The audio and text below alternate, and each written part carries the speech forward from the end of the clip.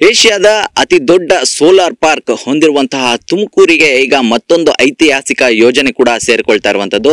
ಎತ್ತಿನಹೊಳೆ ಕಾಮಗಾರಿಯ ನಡುವೆ ತುಮಕೂರಿನಲ್ಲಿ ನಿರ್ಮಾಣವಾಗಿರುವಂತಹ ಮೇಲ್ಗಾಲುವೆ ಈಗ ಎಲ್ಲರ ಕಣ್ಮನ ಸೆಳೀತಾ ಇದೆ ಅಂತಾನೆ ಹೇಳ್ಬೋದು.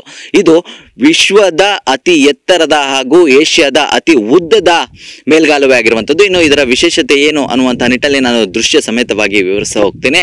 ನೀವು ನೋಡಬಹುದು, ಬೆಳ್ಳಾವಿಯಿಂದ ಚೇಳೂರಿನವರೆಗೂ ಅಂದ್ರೆ ಸರಿಸುಮಾರು 10.4 ಕಿಲೋಮೀಟರ್ ಉದ್ದದ ಈ ಮೇಲ್ಗಾಲುವೆ ವೆಚ್ಚ 1200 ಕೋಟಿಗೂ ಅಧಿಕ. ಸರಿಸುಮಾರು 2018ರಿಂದ ಆರಂಭವಾದಂತಹ ಈ ಕಾಮಗಾರಿ 2023ಕ್ಕೆ ಪೂರ್ಣಗೊಂಡಿರುವಂತದ್ದು. ಈ ನಿರಂತರವಾದಂತಹ ಒಂದು ಕಾಮಗಾರಿಯ ಪ್ರತಿಫಲ ಇದಾಗಿರುವಂತದ್ದು. ನೀವು ನೋಡಬಹುದು ದೃಶ್ಯಾವಳಿಗಳಲ್ಲಿ ಪ್ರಮುಖವಾಗಿ ಇಲ್ಲಿ ರಸ್ತೆ ಕಾಣಿಸ್ತಾ ಇದೆ. ಆದ್ರೆ ಆ ಬಲಭಾಗದಲ್ಲಿ ನೋಡೋದಾದ್ರೆ ನೀರಿನ ಕೆನಾಲ್ ಕೂಡ ಇರುವಂತದ್ದು. ಅಂದ್ರೆ ಏನು ಎತ್ತಿನಹೊಳೆಯ ನೀರನ್ನು ಕೋಲಾರ ಹಾಗೂ ಚಿಕ್ಕಬಳ್ಳಾಪುರಕ್ಕೆ ತೆಗೆದುಕೊಂಡು ಹೋಗುವಂತಹ ನಿಟ್ಟಿನಲ್ಲಿ ಸರ್ಕಾರ ಮಾಡಿರುವಂತಹ ಒಂದು ಉದ್ದೇಶಿತ ಯೋಜನೆ ಇದಾಗಿರುವಂತದ್ದು. ಈ ಯೋಜನೆಗಾಗಿ ಸಾಕಷ್ಟು ಶ್ರಮವನ್ನ ಪಡಲಾಗಿತ್ತು, ಜೊತೆಗೆ ಹೋರಾಟವನ್ನು ಕೂಡ ಮಾಡಲಾಗಿತ್ತು. ಅಂತಿಮವಾಗಿ ಈ ಯೋಜನೆಯ ರೂಪುರೇಷೆಗಳಾಗಿ ಈಗಾಗಲೇ ಕಾಮಗಾರಿ ಕೂಡ ನಡೀತಾ ಇರುವಂತದ್ದು. ಆದ್ರೆ ಪ್ರಮುಖವಾಗಿ ಈ ತುಮಕೂರಿನ ಈ ಮೇಲ್ಗಾಲುವೆ ಸಾಕಷ್ಟು ವಿಶೇಷತೆಗಳನ್ನ ಹೊಂದಿರುವಂತದ್ದು. ನೀವು ದೃಶ್ಯಾವಳಿಗಳಲ್ಲಿ ನೋಡಬಹುದು, ಸಂಪೂರ್ಣವಾಗಿ ಎಲ್ಲೋ ಒಂದು ಕಡೆ ನಾವು ಡ್ರೀಮ್ ಲ್ಯಾಂಡ್ಗೆ ಬಂದಿದ್ದೀವ ಅನ್ನುವಂತಹ ನಿಟ್ಟಲ್ಲಿ ಇಲ್ಲಿ ಕಂಡು ಬರುವಂತದ್ದು. ಯಾಕಂದ್ರೆ ಸಂಪೂರ್ಣವಾಗಿ ಪರಿಸರ ಜೊತೆಗೆ ಎಲ್ಲೋ ಒಂದು ಕಡೆ ನಮಗೆ ಇರುವಂತಹ ಒಂದು ಪ್ರವಾಸಿ ತಾಣ ಅನ್ನುವಂಥ ನಿಟ್ಟಿನಲ್ಲಿ ಇಲ್ಲಿ ಬಿಂಬಿತವಾಗುವಂಥದ್ದು.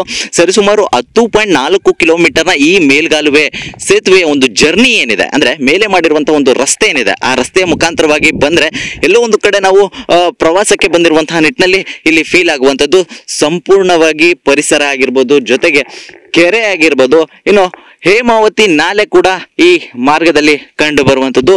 ಎಲ್ಲವೂ ಕೂಡ ಒಂದು ರೀತಿಯಾದಂತಹ ಪರಿಸರ ತಾಣವಾಗಿ ಇದು ಮಾರ್ಪಾಟಾಗಿದೆ ಅಂತಾನೆ ಹೇಳ್ಬೋದು. ನಾನು ಅವಾಗಲೇ ಹೇಳಿದಾಗೆ ಇದು ವಿಶ್ವದ ಅತಿ ಎತ್ತರದ ಹಾಗೂ ಏಷ್ಯಾದ ಅತಿ ಉದ್ದದ ಮೇಲ್ಗಾಲುವೆ ಇದಾಗಿರುವಂಥದ್ದು. ಇದು ಎಲ್ಲೋ ಒಂದು ಕಡೆ DKC ಅವರ ಕನಸಿನ ಕೂಸು ಅಂತಾನೆ ಹಾಗೆ ಹೇಳ್ಬೋದು. ಯಾಕಂದ್ರೆ ಈ ಹಿಂದೆ DCM ಆಗಿರುವಂತಹ DKC ಅವರು ಈ ಹಿಂದೆ ಮಂತ್ರಿ ಆಗಿದ್ದಂತಹ ಸಂದರ್ಭದಲ್ಲಿ ಈ ಕಾಮಗಾರಿಯ ಸಂದರ್ಭವನ್ನ ಏನು ಕಾಮಗಾರಿಯ ಒಂದು ಪ್ಲಾನ್ ಏನಿತ್ತು ಅದನ್ನ ಬದಲಾವಣೆ ಮಾಡುವಂತಹ ಮುಖಾಂತರವಾಗಿ ಈ ಮೇಲ್ಗಾಲುವೆಯನ್ನ ತಂದಿರುವಂಥದ್ದು. ಈಗಾಗಲೇ ಸಂಪೂರ್ಣವಾಗಿ ಈ ಕಾಮಗಾರಿ ಪೂರ್ಣಗೊಂಡಿರುವಂಥದ್ದು. ಇತ್ತೀಚೆಗೆ DCM ಆಗಿರುವಂತಹ DKC ಅವರು ಕೂಡ ಇಲ್ಲಿ ಭೇಟಿಯನ್ನ ನೀಡಿದ್ರು. ಜೊತೆಗೆ ಇಲ್ಲಿನ ಕಾಮಗಾರಿ ಪೂರ್ಣಗೊಂಡಿರುವಂಥದ್ದು, ಜೊತೆಗೆ ಇಲ್ಲಿ ಯಾವ ರೀತಿಯಾದಂತಹ ಒಂದು ಪ್ರವಾಸಿ ತಾಣದ ದೃಶ್ಯಗಳಿವೆ ಅನ್ನುವಂಥದ್ದನ್ನ ಅವರು ಕೂಡ ವೀಕ್ಷಣೆ ಮಾಡಿದ್ರು. ಖುದ್ದು ನಮ್ಮ ಸಚಿವರು ಶಾಸಕರನ್ನು ಕೂಡ ಇಲ್ಲಿಗೆ ಕರೆದುಕೊಂಡ್ಬಂದು ಕಾಮಗಾರಿಯ ಬಳಿಕವಾಗಿ ಇಲ್ಲಿರುವಂತಹ ಯಾವ ರೀತಿಯಾದಂತಹ ಒಂದು ಪರಿಸ್ಥಿತಿ ಇದೆ, ಜೊತೆಗೆ ಇಲ್ಲಿ ಯಾವ ರೀತಿಯಾದಂತಹ ಒಂದು ಪ್ರವಾಸಿ ತಾಣವಾಗಿ ಕಾಣ್ತಾ ಇದೆ ಅನ್ನುವಂಥ ನಿಟ್ಟಲ್ಲಿ ಅವರನ್ನು ಕೂಡ ಕರ್ಕೊಂಡ್ ಬರ್ತೀನಿ ಅಂತ ಹೇಳಿದ್ರು. ಆದ್ರೆ ಇಲ್ಲಿ ಎಲ್ಲೋ ಒಂದು ಕಡೆ ಇದನ್ನ ಸಾರ್ವಜನಿಕರಿಗೆ ಬಿಡ್ತಾರ, ಅಂದ್ರೆ ಸಾರ್ವಜನಿಕರು ಇಲ್ಲಿ ಬರ್ಲಿಕ್ಕೆ ಬಿಡ್ತಾರ ಅನ್ನುವಂತ ಒಂದಷ್ಟು ಗೊಂದಲಗಳಿರುವಂಥದ್ದು. ಯಾಕಂದ್ರೆ ಇಲ್ಲಿ ಒಂದಷ್ಟು ಸೇಫ್ಟಿ ಮೆಜರ್ಮೆಂಟ್ಗಳು ಕೂಡ ಬೇಕಾಗಿರುವಂಥದ್ದು. ಯಾಕಂದ್ರೆ ಈ ಏನು ಮೇಲ್ಗಾಲುವೆ ಇದೆ ಸರಿಸುಮಾರು 40 ಮೀಟರ್ನಷ್ಟು ಎತ್ತರದಲ್ಲಿ ಇರುವಂಥದ್ದು. ಹಾಗಾಗಿ ಇಲ್ಲಿ ವಾಹನಗಳು ತೆರಳಬೇಕು ಅಥವಾ ಸಾರ್ವಜನಿಕರು ಬರಬೇಕು ಅಂದ್ರೆ ಒಂದಷ್ಟು ಸೇಫ್ಟಿ ಮೆಜರ್ಮೆಂಟ್ಗಳು ಕೂಡ ಬೇಕಾಗಿರುವಂಥದ್ದು. ಅದು ಮುಂದಿನ ದಿನಗಳಲ್ಲಿ ಆಗುತ್ತಾ ಅನ್ನುವಂಥದ್ದು ಸರ್ಕಾರದ ನಿರ್ಧಾರವಾಗಿದೆ. ಒಟ್ಟಾರೆಯಾಗಿ ಏಷ್ಯಾದ ಅತಿ ದೊಡ್ಡ ಸೋಲಾರ್ ಪಾರ್ಕ್ ಅನ್ನು ಹೊಂದಿರುವಂತಹ ತುಮಕೂರಿಗೆ ಮತ್ತೊಂದು ಐತಿಹಾಸಿಕ ಯೋಜನೆಯು ಕೂಡ ಜಾಯಿನ್ ಆಗಿರುವಂಥದ್ದು. ಎತ್ತಿನಹೊಳೆಯ ಮೇಲ್ಗಾಲುವೆ ಐತಿಹಾಸಿಕ ಮಟ್ಟದಲ್ಲಿ ಕೂಡ ಈಗ ಗಮನ ಸಲ್ಲಿಸ್ತಾ ಇದೆ ಅಂತಾನೆ ಹೇಳ್ಬೋದು. ಈಗಾಗಲೇ ರಾಷ್ಟ್ರ ಕೇಂದ್ರ ಸರ್ಕಾರ ಕೂಡ ಇದಕ್ಕೆ ಅಭಿನಂದನೆ ಸೂಚಿಸಿರುವಂಥದ್ದು. ಜೊತೆಗೆ ಈಗಾಗಲೇ ರಾಷ್ಟ್ರ ಮಟ್ಟದ ಪ್ರಶಸ್ತಿಗಳು ಕೂಡ ಈ ಯೋಜನೆಗೆ ಬರ್ತಾ ಇದೆ.